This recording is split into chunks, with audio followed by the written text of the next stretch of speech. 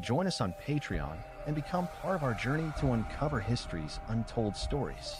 Your support helps us create in-depth content, bring hidden narratives to life, and keep history alive for everyone.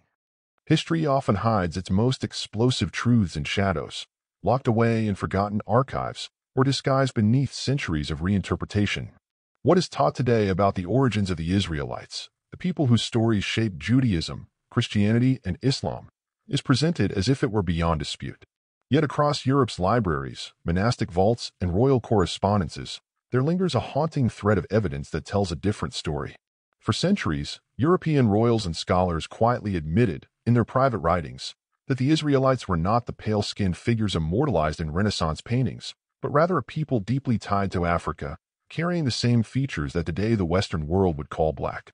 This is not the kind of narrative that was ever meant to be celebrated on the grand stages of European courts or in church sermons.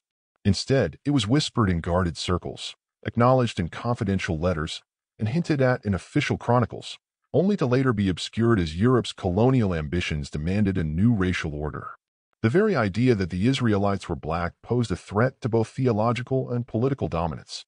If the chosen people of God looked more like the Africans whom Europe was enslaving and oppressing, the entire scaffolding of European racial hierarchy would begin to crumble. Thus, the proof was hidden in plain sight, until modern scholars began unearthing the letters and records that reveal what European elites always knew but dared not announce openly. The earliest traces of this hidden acknowledgement appear in the medieval correspondence between papal authorities and royal courts. In the 12th century, when European crusaders stormed into the Near East, they expected to find a land populated with people resembling themselves. Instead, chroniclers reported the shock of encountering Semitic and African peoples whose features were nothing like the pale saints depicted in European churches. Private reports sent back to royal courts often described the local Jews and Israelites they encountered as dark-skinned, curly-haired, and resembling the Ethiopians. Some letters even compared them directly to Moors and Nubians, terms that Europeans at the time used broadly to describe Africans. One striking example comes from the 15th century, during the age of Iberian exploration. When Portuguese sailors pushed down the West African coast, they encountered communities that bore Jewish names, kept Hebrew inscriptions, and practiced customs tied to Israelite tradition. Royal records from King João II's court show that Portuguese envoys were astonished by the presence of these black Hebrew groups in West Africa. The king received detailed reports describing these Israelites as moreno or preto, words meaning dark or black, yet still unmistakably identified with the House of Israel. These reports circulated among European courts, and they unsettled monarchs who were justifying their new slave trade by portraying Africans as outside the biblical covenant. Equally telling are the secret communications within the Spanish monarchy during the Inquisition. When Queen Isabella and King Ferdinand expelled the Jews from Spain in 1492, their inquisitors documented that many of these Jews, particularly those in Andalusia and Seville, bore African features and were often indistinguishable from the Black Moors of Granada. While public edicts condemned Jews for theological reasons, private letters between royal advisors admitted that their appearance alone challenged the European image of a white Christ and white apostles. Some scholars suggest that this was one reason Spain became so aggressive in remaking biblical art during the Renaissance, commissioning paintings that deliberately bleached the skin of biblical figures to align with European ideals. Moving northward, the evidence becomes even harder to ignore in the archives of Britain. A little-known letter from the 17th century reveals that Oliver Cromwell's advisors, while debating whether to readmit Jews into England, consulted documents describing the Jews of Africa as descendants of the ancient Israelites. These writings referred to them as being of the complexion of the Moors, and noted their long presence along the Niger River and in regions of Timbuktu. Cromwell himself, though politically motivated to welcome Jews for economic purposes, was not ignorant of these accounts. His advisors were deeply uneasy, for they recognized that acknowledging the blackness of Israel raised troubling questions about the true heirs of the covenant. French archives contain another striking instance from the reign of Louis XIV. Royal correspondences between the French court and Jesuit missionaries in Ethiopia describe the Beta Israel community, Ethiopian Jews who claimed direct descent from the House of David. Letters sent back to Paris by Jesuit envoys described these Israelites as noirs, black, and highlighted their ancient Torah scrolls written in Guizi. French royals received these reports with fascination, but they never publicized them. Admitting openly that the Israelite bloodline thrived in Black Africa would not only challenge European theology, but would also undermine France's justification for enslaving Africans in its Caribbean colonies. The most damning evidence lies in the secret correspondence of the Vatican.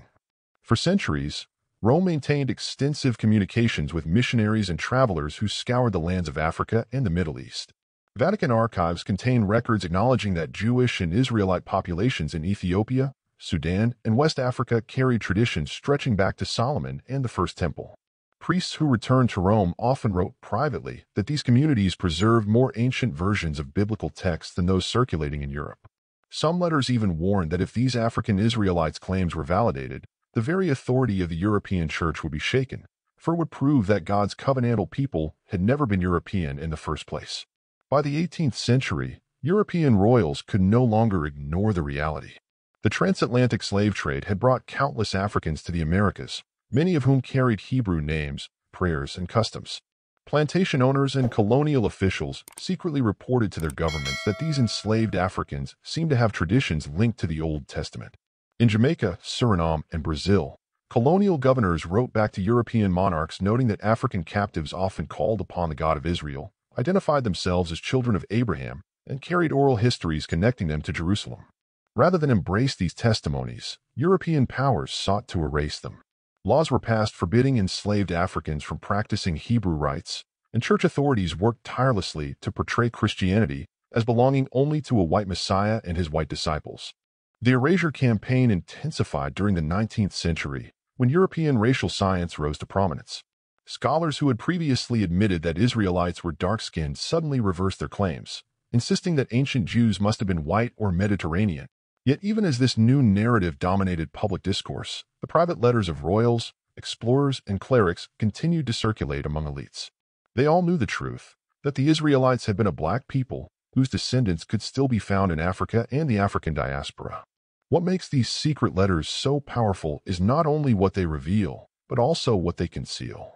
European royals did not simply stumble upon an inconvenient truth. They actively hid it. They funded art that whitened the faces of the Bible.